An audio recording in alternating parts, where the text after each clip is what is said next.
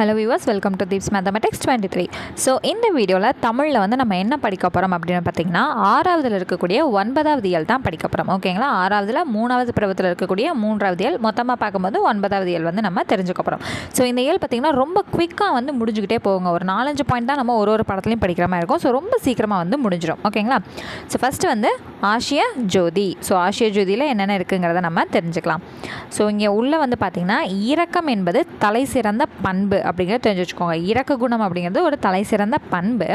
So இது வந்து என்னென்னா, துன்பமின்றி இன்புற்று வாழ வேண்டும் அப்படின்னு சொல்லி விரும்பினவர் வந்து யார்? புத்தர். ஸோ தாய்மானவர் வந்து என்ன சொல்லியிருப்பார்? அனைத்து உயிர்களும் நம்மளை போலவே அப்படிங்கிற மாதிரி சொல்லியிருப்பார். இவர் வந்து என்ன சொல்லியிருக்காரு புத்தர் அப்படின்னா, துன்பமின்றி இன்பமாக வந்து வாழணும் அப்படின்னு சொல்லியிருக்காங்க. அவர் எல்லாருமே சந்தோஷமாக இருக்கணுன்றதை மீன் பண்ணியிருப்பார். இவர் எக்ஸஸாக ஒரு வார்த்தை, இவரை எப்படி நம்ம வேறுபடுத்தி காட்டலாம் அப்படின்னா, துன்பம் இன்றி, அந்த துன்பம்ங்கிற ஒரு வார்த்தையை இவர் உள்ளே கொண்டு வந்துடுவார். ஸோ புத்தரை இதை வச்சு நம்ம வேரியேஷன் காட்டிக்கலாம். ஓகேங்களா, ஸோ எல்லாருக்கிட்டையுமே இரக்கமாக வந்து நடந்துக்கணும், துன்பம் இல்லாமல் அனைவருமே இன்புற்று வாழணும் அப்படின்னு வந்து விரும்பினவர் புத்தர் அப்படிங்கிறது இந்த 2 பாயிண்ட் வந்து இதில் தெரிஞ்சுக்கோங்க. ஓகேங்களா, ஸோ அடுத்து இதில் நம்ம என்ன தெரிஞ்சுக்கணும் அப்படின்னு வந்து பார்த்திங்கன்னா, ஒரு நாட்டில் இருக்கக்கூடிய மன்னர், அது வந்து என்ன மன்னர் அப்படின்னு வந்து பார்த்திங்க அப்படின்னா, பிம்பிசாரா மன்னன் அப்படிங்கிறவர் வந்து யாகம் வளர்த்த ஆடுகளெல்லாம் வெட்டுறதுக்காக கூட்டிகிட்டு போயிட்டுருக்காங்க. அப்போ புத்தர் வந்து அங்கே போய், நம்ம செஞ்ச பாவத்துக்காக மற்ற உயிர்களை கொண்டு சாமிக்கு வந்து படைக்கிறனால நம்மளோட பாவங்கள் வந்து கழிஞ்சிடாது அப்படிங்கிற விஷயத்தை வந்து சொல்லி புரிய வைக்கிறாரு. அது வந்து எந்த மன்னருக்கு? பிம்பிசாரா மன்னனுக்கு. ஓகேங்களா, ஸோ இந்த பேர் வந்து ரொம்ப முக்கியம், நல்லா தெரிஞ்சு வச்சுக்கோங்க. ஸோ இந்த பாடலை ஜஸ்ட் ரீட் பண்ணிக்கோங்க. இந்த பாடலை எழுதினவர் வந்து யார் அப்படின்னு பார்த்தீங்கன்னா, கவிமணி தேசிக விநாயகனார். ஸோ இவரை பற்றி கீழே நூல் குறிப்பில் வந்து படிச்சிடலாம். இப்போ சொல்லும் பொருளும் பார்ப்போம். அஞ்சினர், பயந்தனர், கருணை, இரக்கம், வீலும் விலும், ஆகாது முடியாது, நீள்நிலம் பரந்த உலகம். ஸோ என்னென்னங்க? அஞ்சினர் அப்படின்னா பயந்தனர், கருணைனா இரக்கம், வீலும்னா விலும், ஆகாது அப்படின்னா முடியாது, நீள்நிலம்னா பரந்த உலகம், முற்றும் அப்படிங்கிறது என்னதுங்க? முழுவதும், மாறினா மலைங்கிறது நம்ம ஸ்கூல் படிக்கிறதுலேருந்தே படிச்சுட்டு இருக்க ஒரு விஷயம் தான். மாறினா மலை, கும்பி அப்படின்னா வயிறு. ஓகேங்களா, பூதளம் அப்படிங்கிறது பூமி, பார் அப்படின்னா உலகம். ஓகேங்களா, ஸோ பார் அப்படிங்கிறது உலகம் இருக்கா, இது ஆல்ரெடி வந்து நம்ம எங்கே பார்த்தோம்? ப்ரீவியஸான ஒரு இயலில் வந்து நம்ம பார்த்தோம் இல்லைங்களா? ஓகே, ஸோ அப்படியே கீழே வந்துட்டே இருந்தீங்கன்னா, இவர் நமக்கு ரொம்பவே முக்கியமானவர். ஓகேங்களா, இவருமே வந்து என்னென்னா, கவிமணி தேசிக விநாயகனாரும் 20ஆம் நூற்றாண்டில் வாழ்ந்த கவிஞர். நம்ம ஆல்ரெடி யாரை பார்த்தோம்? பாரதியாரை வந்து என்னென்னு பார்த்தோம்? 20ஆம் நூற்றாண்டின் இணையற்ற கவிஞர்னு பார்த்தோமா?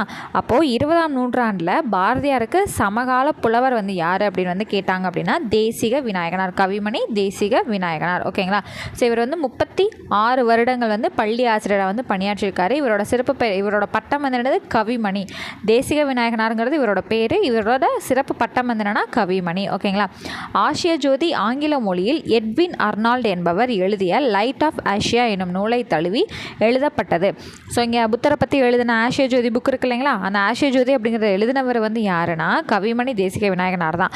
ஆனால் இது இவரோட சொந்த படைப்பு கிடையாது. இவர் எதை மொழிபெயர்த்திருக்காரு அப்படின்னு வந்து பார்த்தீங்கன்னா, எட்வின் அர்னால்ட் அப்படிங்கிறவர் வந்து இங்கிலீஷில் எழுதின லைட் ஆஃப் ஏஷியா அப்படிங்கிற புத்தகத்தை இவர் தமிழில் ஆசிய ஜோதி அப்படின்னு சொல்லிட்டு மொழிபெயர்த்திருக்கார். ஓகேங்களா, ஒரிஜினலாக எழுதினவர் எட்வின் அர்னால்ட், அதை மொழிபெயர்த்தவர் நம்மளோட கவிமணி தேசிக விநாயகனார். இது ரொம்ப ரொம்ப முக்கியமான ஒரு விஷயங்க. சரிங்களா, இந்த ஆசிய ஜோதி அப்படிங்கிற நூல் வந்து யாரை பற்றி கூறுது அப்படின்னு பார்த்தீங்கன்னா, புத்தரோட வரலாற்றை பற்றி கூறுது. ஓகேங்களா, ஸோ இதில் முக்கியமான விஷயங்கள் எல்லாமே நம்ம படிச்சிட்டோம். ஸோ என்னதுங்க? ஸோ அனைத்து உயிரும் துன்பம் இல்லாமல் வாழணுங்கிறது வந்து விருப்பப்பட்டவர் வந்து யார்? புத்தர். யாருக்கு வந்து அட்வைஸ் பண்ணார்? பிம்பிசாரா மன்னனுக்கு வந்து புத்தர் வந்து அட்வைஸ் பண்ணார். ஸோ இந்த பாடல், ஆசிய ஜோதி பாடலை எழுதினவர் கவிமணி தேசிகனார். சொல்லும் பொருளும் படிச்சிருங்க. ஸோ கவிமணி தேசிகனாரோட அந்த பட்டம், அவரோட பட்டம் என்னென்னா கவிமணி. ஸோ இவர் வந்து 20ஆம் நூற்றாண்டில் வாழ்ந்த ஒரு கவிஞர். ஆசிய ஜோதிங்கிறத ஆங்கிலத்தில் எழுதினவர் எட்வின் அர்னால்டு, லைட் ஆஃப் ஏஷியான்னு எழுதியிருந்தார். அதை தமிழில் மொழிபெயர்த்தவர் தான் வந்து கவிமணி தேசிக விநாயகனார். ஸோ இந்த நூல் வந்து யாரை பற்றி கூறுது? புத்தரோட வரலாற்றை பற்றி கூறுது. அவ்வளவுதான். ஓகேங்களா, பாருங்கள், முதல் கேள்வி இப்போ கடைசியாக படித்த பாயிண்ட் தான். புத்தரின் வரலாற்றை கூறும் நூல் ஆசிய ஜோதி. நேர்மையான வாழ்வை வாழுபவர் எல்லா உயிர்களிடத்தும் இரக்கம் கொண்டவராக வந்து இருப்பாங்க. ஓகேங்களா, அடுத்தது, ஒருவர் செய்யக்கூடாதது என்னன்னா தீவினை. எளிதாகுங்கிறத எப்படி பிரிக்கலாம்? எளிது கூட்டல் ஆகும், எளிது கூட்டல் ஆகும். அடுத்து பாலை எல்லாம்ங்கிறது பாலை கூட்டல் எல்லாம். ஓகேங்களா, அடுத்தது இனிமை கூட்டல் உயிர்ங்கிறது இன்னுயிர் அப்படின்னு வரணும். இனிமை கூட்டல் உயிர்ங்கிறது இன்னுயிர். அடுத்தது மலை கூட்டல் எலாம்ங்கிறது மலை எலாம். மலை எலாம். மலை எல்லாம்னு போயிடக்கூடாதுங்க, மலை எலாம். ஓகேங்களா? ஸோ அங்கே பார்த்துக்கணும் என்ன மாதிரி இருக்குங்கிறத கரெக்டாக பார்த்துட்டு தான் மார்க் பண்ணணும். ஸோ பார்த்திங்களா 5 நிமிஷம் தான் ஒரு பாடத்தை முடிச்சிட்டோமா. அடுத்தது மனிதநேயம். ஸோ மனிதநேயம் அப்படிங்கிறதுல இங்கே ஒரு முக்கியமான ஒரு விஷயம் இருக்குங்க. இல்லாதவர்களுக்கு கொடுத்து மகிழ்வதே ஈகை. ஈகைங்கிறது ஒரு குணம், அவ்வளோதான். ஓகேங்களா? திருக்குறளையும் ஆல்ரெடி நம்ம படிச்சிருக்கோம் இல்லைங்களா? சரி, இப்போது ஸ்ட்ரெயிட்டாக இங்கே வந்தால் இது நமக்கு ரொம்ப ரொம்ப ரொம்ப ரொம்ப முக்கியமான கோட்ஸுங்க. என்னன்னு பார்த்தீங்கன்னா, தமக்கென முயலா நோன்றால் பிறர்க்கென முயலுனர் உண்மையானே அப்படிங்கிறது புறநானூரில் இடம்பெற்ற வரிகள். இது எதை பற்றி சொல்லுதுன்னா மனித நேயத்தை பற்றி சொல்லுது. ரொம்ப ரொம்ப ரொம்ப ரொம்ப முக்கியமான வரி. ப்ரீவியஸ் கொஷனில் அடிக்கடி நமக்கு வந்திருக்கு. தமக்கென முயலா நோன்றால் பிறர்க்கென முயலுனர் உண்மையானே அப்படிங்கிறது என்னது? புறநானூரில் வந்தது. அது எதை பற்றி சொன்னது? மனித நேயத்தை பற்றி சொன்னது. ஸோ இங்கே மனித நேயத்தோட நிறைய பேருக்கு உதவி செஞ்சவங்களில் 3 பேரை பற்றி நம்ம தெரிஞ்சுக்க போகிறோம். அதில் முதலாவதாக இருக்கக்கூடியவர் யார் அப்படின்னு பார்த்தீங்கன்னா வள்ளலார். இதில் ஒரு கதை மாதிரி இருக்குங்க. வள்ளலார் நிறைய பேருக்கு ஹெல்ப் பண்ணியிருக்காரு. அவர் திணையிலப்படுத்தி தூங்கிட்டு இருக்கும்போது ஒரு திருடன் அவரோட காதில் கடுக்கனை திருடுறாங்க அப்படின்ற மாதிரி ஒரு சின்ன கதை இருக்கும். அந்த கதையை ரீட் அவுட் பண்ணிக்கோங்க. ஓகேங்களா? அப்போ அவர் எப்படி ஹேண்டில் பண்ணார் அப்படிங்கிற விஷயம் தான் இதில் இருக்கும். நமக்கு எது முக்கியம் அப்படின்னு பார்த்திங்கன்னா இந்த பாயிண்ட் ரொம்ப ரொம்ப முக்கியம். வாடிய பயிரை கண்டபோதெல்லாம் வாடினேன்னு சொன்னவர் யார்? வள்ளலார். அடுத்து வள்ளலார் உணவு இல்லாதவங்க எல்லாருக்குமே உணவு போய் சேரணும் அப்படிங்கிறதுக்காக ஒரு சத்திய தர்மசாலை உருவாக்குனார் இல்லைங்களா? அது இந்த எந்த ஊரில் அப்படின்னு பார்த்திங்கன்னா வடலூரில். ஓகேங்களா? பசிச்ச எல்லாருமே சாப்பிடணும் அப்படின்னு சொல்லிட்டு ஒரு இடத்த உருவாக்குனாரு. அதுதான் சத்திய தர்மசாலை. அது எந்த இடம் அப்படின்னா வடலூர். ஓகேங்களா? அடுத்தது யாருன்னா அன்னை தெரசா. இது ஒரு சின்ன ஸ்டோரிமா இருக்கும். அதையும் உள்ளே ரீட் பண்ணிக்கோங்க. கண்டிப்பாக ரீட் பண்ணிடணும். ஓகேங்களா? அடுத்தது இது அமைதிக்கான நோபல் பரிசு பெற்றவங்க யார் அப்படின்னா அன்னை தெரசா. அடுத்து அவங்க சொன்ன ஒரு கோட்ஸ் என்னென்னா, வாழ்க்கை என்பது நீ சாகும் வரை அல்ல, மற்றவர் மனதில் நீ வாழும் வரைன்னு சொன்னது யார்? அன்னை தெரசா. இதில் இந்த 2 பாயிண்ட் முக்கியம். அடுத்து கைலாஷ் சத்யார்த்தி அப்படிங்கிறவர் என்ன அப்படின்னா குழந்தை தொழிலாளர்கள் இருக்கக்கூடாது அப்படின்னு நினச்சவர். ஸோ இவர் குழந்தைகளை பாதுகாப்போம் அப்படிங்கிற ஒரு இயக்கத்தை தொடங்கியிருந்தாருங்க. இவர் என்ன பண்ணார் அப்படின்னு பார்த்தீங்கன்னா, கடந்த 30 ஆண்டுகளில் 80,000 குழந்தை தொழிலாளர்களை என்ன பண்ணியிருக்காரு? மீட்டிருக்காரு. 80,000. ஓகேங்களா? ஸோ அடுத்தது உலக குழந்தைகள் கல்வி உரிமைக்காக 103 நாடுகளில் 80,000 கிலோமீட்டர் என்ன பண்ணியிருக்காரு? நடைப்பயணம் சென்றிருக்காரு. ஓகேங்களா? ஸோ என்ன பண்ணியிருக்காரு? குழந்தைகளை பாதுகாப்போம் அப்படிங்கிற ஒரு இயக்கத்தை நடத்திக்கிட்டு இருக்காரு. ஸோ மொத்தமாக இது வரைக்கும் 30 ஆண்டுகளில் 80,000 குழந்தைகளை மீட்டெடுத்திருக்காரு. அது மட்டும் இல்லாமல் உலக குழந்தைகளோட கல்வி உரிமைக்காக 103 நாடுகளில் 80,000 கிலோமீட்டர் என்ன பண்ணியிருக்காரு? நடைப்பயணம் போயிருக்காரு. இவர் சொன்ன கோட்ஸ் என்னென்னா, குழந்தைகளை தொழிலாளர்களாக மாற்றுவது மனிதத்தன்மைக்கு எதிரான குற்றம். உலகத்தை குழந்தைகளின் கண் கொண்டு பாருங்கள், உலகம் அழகானது அப்படின்னு சொன்னவர் கைலாஷ் சத்யார்த்தி. ஓகேங்களா? ஸோ பாடம் முடிஞ்சிருச்சு. பாடத்தோட தடவை ரீகால் பண்ணிவிட்டு நம்ம 1 மார்க்ஸ்க்கு போயிடலாம். ஸோ பார்த்திங்கன்னா நான் சொன்ன மாதிரி குயிக்காக முடிஞ்சுக்கிட்டே வருதா? ஸோ இல்லாதவங்களுக்கு கொடுத்து மகிழ்வது தான் ஈகை. ஸோ அந்த வகையில் நம்ம ஒரு 3 பேரை பார்க்க போகிறோம். வள்ளலார், அன்னை தெரசா, கைலாஷ் சத்யார்த்தி. ஸோ அதுக்கு முன்னாடி மனிதநேயத்தை பற்றி புறநானூறு நூலில் என்ன கொடுத்துருக்காங்க அப்படின்னா, இங்கே இருக்குது பார்த்தீங்களா புறநானூறு. ஸோ தமக்கென முயலா நோன்றால் பிறர்க்கென முயலுனர் உண்மையானே அப்படிங்கிறத மனிதநேயத்தை பற்றி புறநானூரில் சொல்லியிருக்காங்க. ஸோ வள்ளலார் பற்றி உள்ள ஒரு குட்டி கதை இருக்குது, அதை கண்டிப்பாக படித்து தெரிஞ்சுக்கோங்க. ஸோ இவர் என்ன சொல்லியிருக்காரு? வாடிய பேரை கண்ட போதெல்லாம் வாடினேன் அப்படின்னு சொல்லிட்டு வள்ளலார் சொல்லியிருக்காரு. ப்ளஸ் பசிச்சவங்க கண்டிப்பாக சாப்பிடணும் அப்படிங்கிறதுக்காக வடலூரில் ஒரு சத்திய தர்மசாலையை நிறுவியிருக்காரு. அடுத்தது அன்னை தெரசா பற்றின ஒரு சின்ன கதையை கண்டிப்பாக படிச்சிடணும். அவங்க அமைதிக்கான நோபல் பரிசு வாங்கியிருக்காங்க. அண்ட் உள்ளுக்குள்ளே இவங்க என்ன சொல்லியிருக்காங்க? வாழ்க்கை என்பது நீ சாகும் வரையல்ல, மற்றவர் மனதில் நீ வாழும் வரைன்னு சொல்லியிருக்காங்க.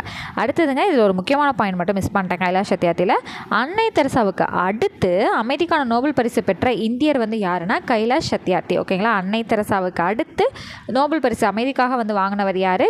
வாங்கின இந்தியர் கைலாஷ் சத்யார்த்தி. ஸோ இவர் என்ன பண்ணியிருக்காரு? குழந்தைகளை பாதுகாப்போம் அப்படிங்கிற ஒரு இயக்கத்தை நடத்திட்டு இருக்காரு. மொத்தமாக 30 வருஷத்தில் 80,000 குழந்தைகளை என்ன பண்ணியிருக்காரு? மீட்டெடுத்திருக்காரு. உலக குழந்தைகளோட கல்வி உரிமைக்காக 103 நாடில் 80,000 கிலோமீட்டர் என்ன பண்ணியிருக்காரு? நடைப்பயணம் போயிருக்காரு. அடுத்து என்ன சொல்லியிருக்காரு? குழந்தைகளை தொழிலாளர்களாக மாற்றுவது மனிதத்தன்மைக்கு எதிரான குற்றம்னு சொல்லியிருக்காரு. உலகத்தை குழந்தைகள் கண் கொண்டு பாருங்கள், உலகம் அழகானது அப்படிங்கிறது கைலாஷ் சத்யார்த்தி தான் சொல்லியிருக்காரு. ஓகேங்களா? ஸோ இப்போ 1 மார்க் போயிடலாமா? எல்லா உயிர்களிடத்தும் அன்பு செலுத்துதல்ங்கிறது என்னதுங்க? மனித நேயம். தம் பொருளை கவர்ந்தவரிடமும் டேஸ் காட்டியவர் வள்ளலார். ஸோ அவரோட கடுக்கனை வந்து கவர்ந்தவர்கிட்டையுமே அன்பு காட்டினவர் தான் வள்ளலார். அன்னை தெரசாவிற்கு டேஸ்க்கான நோபல் பரிசு கிடைத்தது அப்படின்னா அமைதிக்கான நோபல் பரிசு வந்து கிடைத்தது. அடுத்தது கைலாஷ் சத்யார்த்தி தொடங்கிய இயக்கம் குழந்தைகளை பாதுகாப்போம் அப்படிங்கிற இயக்கம். அடுத்தது மேட்ச் த ஃபாலோயிங் கொடுத்துருக்காங்களா? வள்ளலார் பசிப்பினியை போக்கியவர். கைலாஷ் சத்யார்த்தி குழந்தைகள் உரிமைக்காக பாடுபட்டவர். அன்னை தெரசா நோயாளிகளிடம் அன்பு காட்டியவர். அவ்வளோதாங்க, இந்த பாடம் முடிஞ்சே போச்சு. அடுத்து இங்கே பாருங்கள், முடிவில் ஒரு தொடக்கம். இது வந்து என்னன்னு பார்த்தீங்கன்னா, ஒரு பையன் வந்து ஆக்சிடெண்ட்டில் இறந்துருவா அப்படி, ஓகேங்களா? அட் த சேம் டைம் ஒரு பொண்ணுக்கு பெங்களூரில் வந்து என்ன தேவைப்படுதுன்னா ஹார்ட் வந்து டிரான்ஸ்பிளான்டேஷன் வந்து தேவைப்பட்டுருக்கு, ஓகேங்களா? ஸோ இந்த பையன் வந்து எங்கன்னா திருக்கழுக்குன்றத்தில் வந்து இந்த பையனுக்கு ஆக்சிடெண்ட் ஆயிடுது. ஸோ அப்போ என்ன பண்ணுறாங்க, இந்த பையனோட பேரண்ட்ஸ் வந்து இவனோட ஹார்ட்டை கொடுக்கறதுக்கு ஒத்துக்கிறாங்க. அந்த ஹார்ட் அப்படியே எங்கே வருது? பெங்களூருக்கு வருது, ஓகேங்களா? ஸோ பெங்களூருக்கு வந்து அந்த பொண்ணுக்கு வந்து பொருத்திட்டு அந்த பொண்ணு வந்து பொழைச்சிக்குது. ஸோ தன்னோட இதயத்தை கொடுத்த பையனோட பேர் வந்து என்னென்னு பார்த்தீங்கன்னா ஹிதேந்திரன். என்ன தெரிஞ்சுக்கணும், இந்த பையனோட பேர் ஹிதேந்திரன். அந்த பையனோட அப்பா அம்மா பேர் வந்து அசோகன், புஷ்பாஞ்சலி. இவங்க 2 பேருமே யார் அப்படின்னு வந்து பார்த்தீங்கன்னா டாக்டர்ஸ், மருத்துவ தம்பதியினர், ஓகேங்களா? ஸோ அந்த இதயத்தை கொடுத்த பையனோட பேர் ஹிதேந்திரன், அவங்க அப்பா அம்மா பேர் அசோகன், புஷ்பாஞ்சலி. அவங்க 2 பேருமே டாக்டர்ஸ், ஓகேங்களா? அவ்வளோதான். இதுக்கு வந்து 1 மார்க்ஸ்லாம் கிடையாது. அணி இலக்கணம் ரொம்ப ரொம்ப முக்கியமான ஒரு விஷயங்க. அணி அப்படிங்கிறது என்ன அப்படின்னா அழகு அப்படிங்கிறது பொருள். அணி இலக்கணமில் அணி அப்படிங்கிறதுக்கான பொருள் வந்து அழகு. ஒரு பாடலுக்கு அழகு சேர்க்கறதுக்காக வரக்கூடிய ஒரு விஷயம். அப்போ அணிங்கிறது அழகு. இங்கே இருக்குது பார்த்தீங்களா, கவிஞர் தமது கருத்தை சுவையோடு சொல்வதற்கு உதவுவது அணி. அவ்வளோதான், ஓகேங்களா? சரி, இப்போ இதில் நம்ம எத்தனை அணி பார்க்க போகிறோம்னா 2 அணி இந்த பாடத்தில் தெரிஞ்சுக்க போகிறோம். ஒன்று இயல்பு நவிர்ச்சி அணி, இன்னொன்று உயர்வு நவிர்ச்சி அணி. இயல்பு நவிர்ச்சி அணினா ஒன்றுமே இல்லைங்க, இயல்பான ஒரு விஷயத்தை இயல்பாக வந்து சொல்ல போகிறோம், ஓகேங்களா? இதே உயர்வு நவிர்ச்சி அணினா இயல்பாக நடக்கக்கூடிய விஷயத்தையே கொஞ்சம் நல்லா மெருகேற்றி, இப்போ ஒரு படம் இருக்குது, நார்மலாக ஒரு பாட்டை எடுக்கலாம், ஆனால் நிறைய செட்டப்லாம் கொடுத்து கிராஃபிக்ஸ்லாம் கொடுத்து எடுப்பாங்க இல்லைங்களா? அப்போ ரொம்ப உயர்த்தி காட்டி எடுப்பாங்க இல்லையா? ஸோ அது வந்து உயர்வு நவிர்ச்சி அணி. அதோட உண்மைத்தன்மையை விட்டு கொஞ்சம் உயர்வாக வந்து காட்டுறது. ஸோ இயல்பு நவிர்ச்சி அணி என்ன பாருங்க, ஒரு பொருளின் இயல்பை உள்ளது உள்ளபடியே அழகுடன் கூறுவது இயல்பு நவிர்ச்சி அணி. இதுக்கு இன்னொரு பேர் இருக்குங்க, தன்மை நவிர்ச்சி அணி. இயல்பு நவிர்ச்சி அணியோட மறுபெயர் என்னது? தன்மை நவிர்ச்சி அணி. உள்ளதை உள்ளபடியே கூறுவது தான் இயல்பு நவிர்ச்சி அணி. ஸோ இங்கே பாருங்கள், கவிமணி தேசிக விநாயகனார். இவர் நம்மளோட ஸ்ட்ரெயிட்டாக சிலபஸில் கவர் ஆகிறனால இந்த பாடல் முதற்கொண்டு எல்லாமே நமக்கு முக்கியமானது தான். ஸோ இப்போ தான் இவரை பற்றி படிச்சுட்டு வந்தோம் இல்லைங்களா? இவர் 36 வருஷம் ஸ்கூல் டீச்சராக இருந்திருக்காரு. இவரோட சிறப்பு பட்டம் வந்து கவிமணி. இவர் வந்து எழுதின மொழிபெயர்த்து எழுதின நூலோட பேர் வந்து ஆசிய ஜோதி, ஓகேங்களா? சரி, தோட்டத்தில் மேய்து வெள்ளை பசு அங்கே துள்ளி குதிக்குது கன்றுக்குட்டி, அம்மா என்குது வெள்ளை பசு உடன் அண்டையில் ஓடுது கன்றுக்குட்டி, நாவால் நக்குது வெள்ளை பசு பாலை நன்றாய் குடிக்குது கன்றுக்குட்டி, ஓகேங்களா? ஸோ இயல்பாக ஒரு கண்ணுக்குட்டியும் அவங்க அம்மாவும் எப்படி இருக்காங்க அப்படிங்கிற விஷயத்த வந்து சொல்லியிருக்காங்க. அதனால் இது இயல்பு நவிர்ச்சி அணி அல்லது தன்மை நவிர்ச்சி அணி. ஸோ இந்த பாடல் எழுதினவர் கவிமணி தேசிக விநாயகனார். இப்போ உயர்வு நவிர்ச்சி அணினா என்னென்னு பார்த்துருவோமா?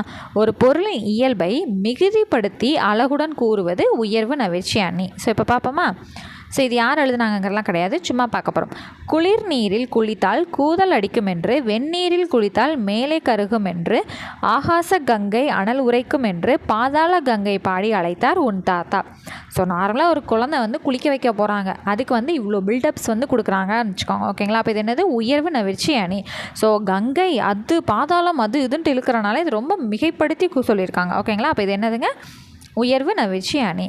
ஸோ அடுத்தது இதில் பார்த்திங்கன்னா இது எந்த அணி அப்படிங்கிறத வந்து சொல்லணும். இதில் அந்த நவிர்ச்சி அப்படின்னா என்னென்னு பார்த்தீங்கன்னா கூறுதல் அப்படின்னு அர்த்தங்க. அதை மட்டும் மார்க் பண்ணி வச்சுக்கோங்க. சரி, இப்போ இது வந்து எந்த நவிர்ச்சின்னு பார்ப்போமா? 6 சக்கரம் 100 வண்டி, அழகான ரயில் வண்டி, மாடு கண்ணு இல்லாமல் தான் மாயமாக தான் ஓடுது, உப்பு பாரம் ஏற்று வண்டி, உப்பிலிப்பாளையம் போகும் வண்டி. ஸோ இது பார்த்தீங்கன்னா ஒரு ட்ரெயினை பற்றி சொல்லியிருக்காங்கன்னு தெரியுது. ஆனால் அந்த ட்ரெயினை பற்றி ரொம்ப மிகைப்படுத்தலாம் எதுவும் சொல்ல கிடையாது. நார்மலாக அதுக்கு வந்து 6 சக்கரம் 100 வண்டி, அழகான ரயில் வண்டி, மாடெல்லாம் இல்லாமல் அதுவாகவே ஓடுதுன்னு சொல்லிட்டு இயல்பாக சொல்லியிருக்காங்க. அப்போ இது என்னதுங்க? இயல்பு நவிர்ச்சி அணி. அவ்வளோதான், முடிஞ்சதுங்களா? ஸோ இதுக்கு வந்து பார்த்திங்கன்னா 1 மார்க்ஸும் வந்து எதுவும் கிடையாது. இது சும்மா வந்து ரீடிங் ப்ராக்டிஸ் தான். ஸோ வந்து பார்த்துக்கோங்க. அகர வரிசைப்படுத்துக. ஸோ நம்ம ஆள் இங்கே இருக்குது பார்த்தீங்களா, அகர வரிசைப்படுத்தி எழுதணும். ஸோ இது எல்லாமே வார்த்தையோட முதல் எழுத்து ஃபுல்லாக உயிரெழுத்தாக தான் இருக்குது. அப்போ அ இ ஈ உ ஏ ஓ ஓ அவ் அப்படி தான் வந்து என்ன பண்ண போகிறோம். ஐயை விட்டுட்டேன் நாங்கள் தெரில, ஒரு ஃப்ளோவில் சொன்னா இல்லையா எனக்கு தெரில. சரி, ஃபஸ்ட்டு வந்து பார்த்திங்கன்னா அன்பு அப்படிங்கிறது ஃபஸ்ட்டு வந்துடும். ஸோ அன்புங்கிறது 1, ஆடுங்கிறது 2, அடுத்தது இரக்கம், அடுத்து ஈக்கு ஈதல், அ இ உ ஊவா உயிர் ஊக்கம். இப்போ அடுத்து ஏ அப்படிங்கிறதுக்கு எது வரணும், எளிமை, அடுத்து ஏதுன்னு வரணும், அடுத்து 5 ஒழுக்கம், ஓசை, அவ்வை அப்படிங்கிறது வரணும். ஸோ இந்த 12ம் இந்த ஆர்டரில் தான் நீங்கள் என்ன பண்ணணும், எழுதிக்கணும். ஓகேங்களா, இதெல்லாம் ரொம்ப ரொம்ப முக்கியங்க, கண்டிப்பாக படித்து வச்சுக்கோங்க. ஸோ அடுத்து அப்படியே வந்தீங்கன்னா அவ்வளோதாங்க, முடிஞ்சிடுச்சு. இதை மட்டும் படிச்சுட்டா இந்த 6th ஸ்டாண்டர்டே முடிஞ்சு போயிடுச்சு நமக்கு. ஓகேங்களா, ஸோ ஹியூமனிட்டினா மனிதநேயம், மெர்சினா கருணை, டிரான்ஸ்பிளான்டேஷன் உறுப்பு மாற்று அறுவை சிகிச்சை, நோபல் ப்ரைஸ்னால் நோபல் பரிசு, லாரினா சரக்குந்து. ஓகேங்களா, ஸோ நம்ம என்ன பண்ணிட்டோம், இந்த வீடியோவோட 6th நியூ சமச்சீர் புக்குக்கான 9 இயலையும் வந்து தரோவாக கவர் பண்ணி முடிச்சிட்டோம். ஓகே, ஸோ நல்லபடியாக சூப்பராக வந்து டெஸ்ட் எழுதிடுங்க. ஸோ இதே போல் வேறு ஒரு கிளாஸில் மீட் பண்ணுறேன். தேங்க்யூ.